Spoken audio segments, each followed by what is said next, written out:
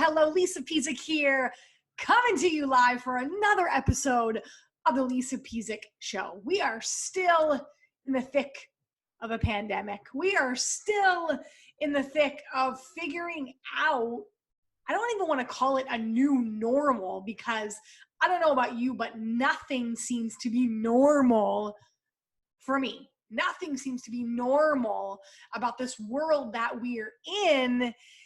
And at a time when you probably have a little bit more time, I want you to think back to when things were not normal for you, how you survived, how you thrived, how you got through it when you didn't think that you could. Because we are equipped for times like this, even when we're frustrated, even when we're overwhelmed, even when we just feel like we can't take on one more thing or do one more thing or figure out or navigate another day, you can. That's why we're still here. And I want to take a moment to go back and challenge you to think about how you survived. Journal about that, write about that, use that as ammo or fuel, use that as proof that we are going to come out okay from this. We are going to survive this. We are going to come out hopefully better with new, fresh perspective than when we came into it. You can't plan for these kinds of things. All you can do is continue to learn and grow and not crumble. And I think back to my time as a nurse. I was an ICU nurse, I was a palliative care nurse, an end-of-life nurse, a community nurse, a nurse educator. I worked as a director of nursing, an assistant director of nursing, all sorts of managerial and frontline roles as a nurse. And there was a time when I was teaching a fitness class in the gym, and I was coming out of the gym, and one of the workers ran up to me and she said, "Lisa, there's a gentleman, you're a nurse, right?" And I said, "Yep." She said, "There's a gentleman downstairs who I think he's just not feeling good. And do you think you can go down and have a look at him and see if he's okay? He said he wasn't feeling good. I wanted to come right up and get you." I was working as a nurse in the ICU, but on the weekends, I was also teaching a kickboxing class at a local gym. So out I go, and I'm thinking, okay, this gentleman, he probably overdid it with his workout. Maybe he's got low blood sugar, who knows, right? But let me go down and see. So panic didn't overcome me. I didn't feel any panic because I didn't plan for that. It wasn't presented to me as if I should panic. So I kind of moseyed on my way down, took my time. I was like still high-fiving people after the class and smiling and saying, "Okay, I'll be right back. I have to go somewhere." And I'll never forget, it was upstairs that we had the group fitness studio, downstairs were the racquetball courts. And I go down those steps and I turn the corner and I look in, and there he is lying flat on his back, completely pale, not breathing. It probably was about 3 seconds, which felt like 33 minutes stopped in time. And I went, okay, I know what to do. You call 911, you get me an AED, I'm going to start CPR. Anybody else here know how to do CPR? I was able to do CPR, get him on the defibrillator, give him a shock, and bring him back to life. By the time 911 got there, they couldn't believe what had happened. And about 2 months later, the gentleman came back to find me at the gym. And he said, "You're my angel. I ended up having a quadruple bypass surgery. And they told me at the gym they told me at the hospital that if I would have gone down anywhere else, I would have been dead. If I would have had a cardiac arrest at home, if I would have probably had it out in the community, at a mall or a grocery store, I probably would have been done. The fact that I had a cardiac arrest on the day you were teaching at the gym where there was an AED and you sprung into action so quickly, you saved my life. To me, that is proof in the evidence box that I am built for this time. I know what to do when I feel like I don't know what to do, when I trust myself. What do you need to do right now to trust yourself? What evidence do you need to find? That your business is going to be okay. Your marriage is going to be, your kids are going to be okay. Everything is going to be okay. Your kids will go to the next grade. They will learn math and science and art, and they'll get back with their friends. Communities won't crumble. We will be okay when we do our part and we continue to take action. I'm not even going to call it inspired action. Sometimes that makes me a little bit crazy when people use that word inspired action, because I feel like the action is what brings on the inspiration. The necessity is what brings about the action. I had to do something in that scenario. I had to move. I had to go. And I trusted my gut. I just knew from all of the training. And even though I had done CPR a million times in the hospital, I had learned it as I was a lifeguard since I was 15. That was actually my first job. I'd been well trained in CPR. I never had to do it outside of a hospital setting. But I knew because I did the training and I was prepared. You know more than you're giving yourself credit for. And then as a palliative care nurse, being with people at the end of life, this was the work that I did. I was a nurse first, then I was in the health and fitness industry, and now I'm in the business strategy after I successfully created my own products and programs and services in the health and fitness industry. Now I help other people create those successful products, programs, and services. But when I started in palliative care nursing and end of life care nursing, I spent a lot of time at people's bedsides. I spent a lot of time giving people what I call a good death, a death with dignity, a comfortable death. You know, we think death is terrible, and we hear about death and we hear about the death toll now. And death is a part of life and death and rebirth and renewal. We just experienced this with Easter, right? If you're religious and you're Catholic or you follow that story, right? Jesus died and then he rose again and had a rebirth. That is part of the normal life cycle. A caterpillar, a butterfly, it stays in the cocoon, it dies, it breaks out of that cocoon and lives. Death can be a joyous thing. Death can be met with peace.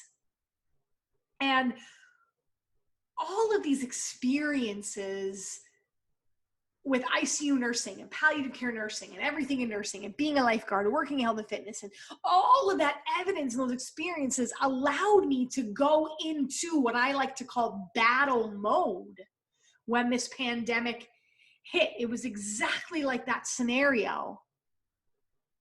I didn't freeze. I went into battle mode. I moved. And that's what I want for you right now in your business and your life. And 3 things that end of life care nursing taught me about this time right now when we need to live. Because that definition of end of life care, palliative care that we call it, is giving people a good life and death, improving the quality of living and dying to those with a progressive incurable illness. So we know we are dying. If you have some sort of disease process that is progressive and incurable, you're dying, right? You are dying. We're all dying. We're all living and we're all dying. And if you are not in battle mode and you are frozen, your business is dying. And I want you moving. So the first thing that end-of-life palliative care nursing, helping people improve the quality of living and dying, taught me in relation to business is getting ahead of conversations. You know, I'm so happy now in our nursing world that, you know, conversations are happening about what people want at the end of life. Those really uncomfortable conversations that nobody wants to have. I remember I worked with a chaplain and she said, have a conversation before you need to have a conversation. Meaning, talk about what you want, your death, your wishes, your wants. What do you want that to look like when you are healthy and well? Because when you're trying to have that discussion when you're not healthy and well, or when you're not able to make a plan about your life, there's a lot of emotions, there's a lot of unknowns. It's the same for your business. Have a conversation now with your clients, with your potential customers about what is going on, what is possible. I know for a lot of my clients, it was, and it still is, are we going to launch? We have a launch date set, or we had launch date set. And we talked about this right as soon as we heard the news of the pandemic. We didn't wait until let's see what happens. It was, we're going to go into battle. We are going to continue to build. We are going to continue to move forward. We are going to launch. We are going to see it through because the world needs our messages and our mission. We didn't shy away from that conversation because of worrying about hurting feelings or expectations or whatever stories we make up in our head that aren't right. We had the conversation now so we could set the plan now so we can go into battle mode. And we could start changing the messaging and the conversations to go easy on people in this time. Because there are a lot of emotions going on. So have the conversation when you don't need to have it. If you have clients that are thinking about whether your service is essential or not, like we run a lot of Facebook ads and such for people. And that was a big, should I still be marketing? Should I still be running ads? You know, again, we got ahead of that conversation because we knew people were going to start thinking about canceling. And we wanted to get ahead of, here's why you still need to be a leader and showing up for people.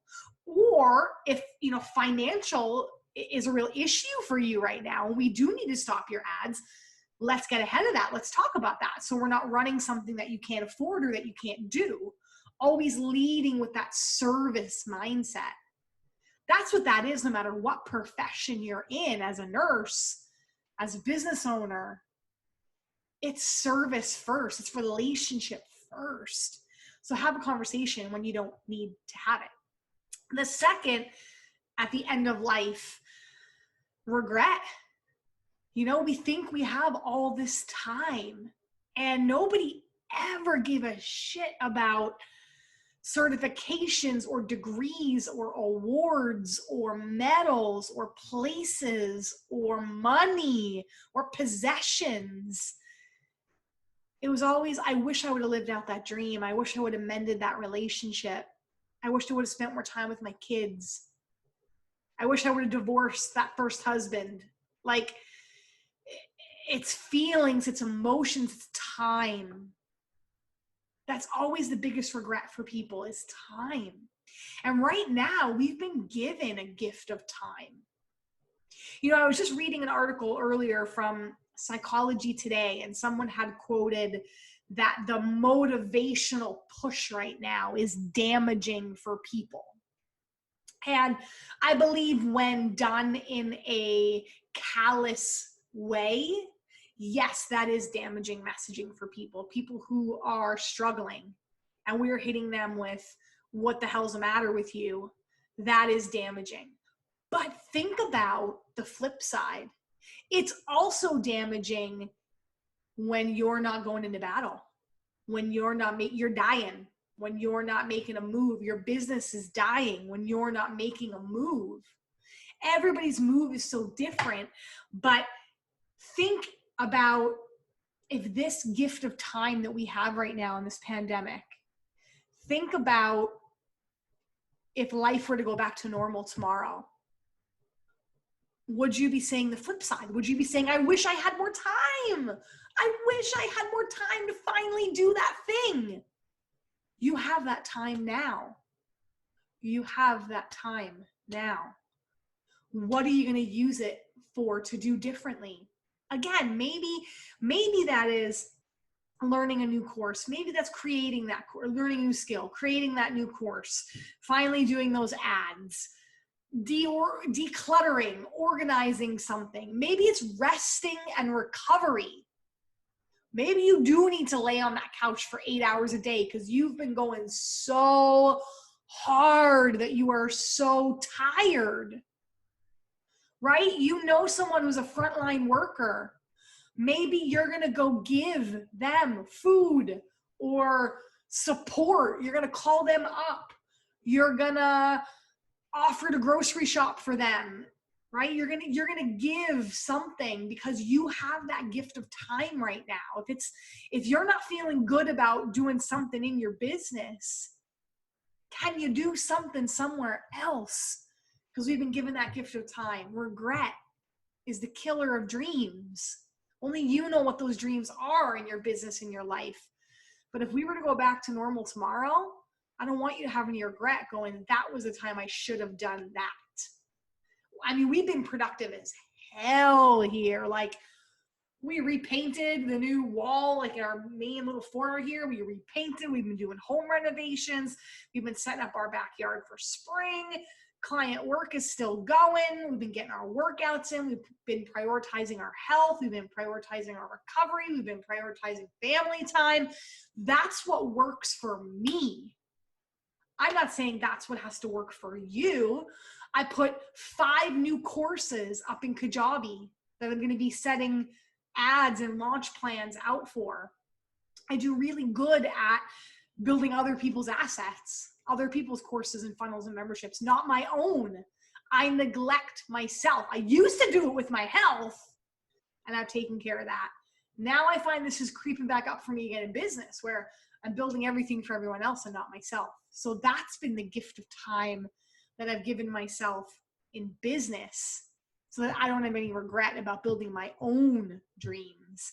And then lastly, what palliative care, end-of-life care nursing has taught me about my business and this pandemic, and the lens I've been able to see it through, is that, I talked about that nerdy definition of palliative care, builds the progressive, incurable illness. Death is not what people would fear when they found out they had Alzheimer's, dementia, diabetes, coronary artery disease, chronic obstructive pulmonary disease, and they had some sort of issue with an organ in their body that couldn't be reversed. It was never ALS, MS. It was never the disease and the death that they feared. It was the suffering. They didn't want to suffer. I think that's the emotion that's coming up right now for a lot of people in this pandemic. When is this going to end? When is life going to go back to normal? Whatever the hell normal is, right? That when the loved one was dying and unable to communicate, able to still hear, hearing is the last sense that you still keep, but not able to communicate, eyes maybe not open, the family would say, how long is this going to go on for? Even if they weren't suffering, just how much like longer till the end. It was the fear of suffering, the no resolve that was really hard for people. And I think that's a lot of the emotions that we are feeling right now, is this fear of, when is this, we say this too shall pass, or that did pass. When is this going to pass? When are we going to start going back to normal? It's that unknown that I think is really tripping people out. Maybe it's tripping you out. She was tripping my husband out. He's been saying that for the last week. He's like, when this was only going to be 2 weeks, I was okay with that. I could wrap my head around that. But well, what are we doing? Are the kids going back to school, or what, what's going on? It's just this fear of unknown that's bringing up the anxiety and the stress in people. So what do you know? What do you know? I want you to journal about that. I want you to write about whether it's those categories of that wealth wheel of your life, looking at your money, your relationships, your work, your business, I already said money, your finances, your hobbies, your health, whatever is important to you. Or maybe you want to straight up 1970, whatever, Maslow's hierarchy of needs it, with that bottom rung being food, clothing, shelter. Then maybe it's safety, security. And you want to go up those rungs to go, what do I know to be true? Right? I know that I have access to food, clothing, shelter, water. I know that I am safe and secure as long as I continue to practice social distancing, stay home, use Instacart for my groceries, not leave the house, only go in my backyard, go for a walk around the block, and don't get in contact with people, continue to eat well, move well. I know that I'm well cared for. I'm getting back to number one. I'm getting ahead of stuff. I'm having conversations with people. I know my business is still needed and growing. There's proof. I have clients. I have work to do. I know that this is my gift to share. So even if all my clients canceled, I know I can podcast. I know I can blog. I know I have courses to put up for sale. I know I can run Facebook ads. I know I can do webinars. What about you? What do you know to be true? The knowing is what gets you out of that fear of the lingering of how much longer is this going to go on for. Because that's what I would tell family members at the bedside. They are well cared for, your loved one. They are comfortable. They are not in pain. They can still hear you, right? I would tell them what I know, and that would ease their suffering. That would ease the family suffering. That would ease the suffering of the person dying. I would say, your daughter's here with you, or your grandson's here with you. I'm here with you, right? What do you know? That's what I want you to focus on. I hope this podcast served you. I hope it served you when the uneasiness of this time comes up for you, because it will, and it does. We have a range of human emotions that we feel, and they all have purpose, whether it's happiness or joy or sadness, overwhelm, frustration, peace, laughter. They all have a purpose, and I don't want you to dim out or dull out any of those. But when that anxiety comes up for you, tune into this podcast. Go back to, what conversations are you going to get ahead of? What are you going to do to make the most of this time? And what do you know? What do you know that can put you into battle to fight for yourself and your dreams, and to fight for those other people, like our frontline workers, like our essential services, like our loved ones? We're fighting for them too. We're holding space for them too. You know so much more than you're giving yourself credit for. And I want to honor you for being here with me today. If I can serve you in any way, lisa@lisapezik.com. Shoot me an email. If you go to www.lisapezik.com, you will see Burn to Rise, a 21-day deep dive into your business.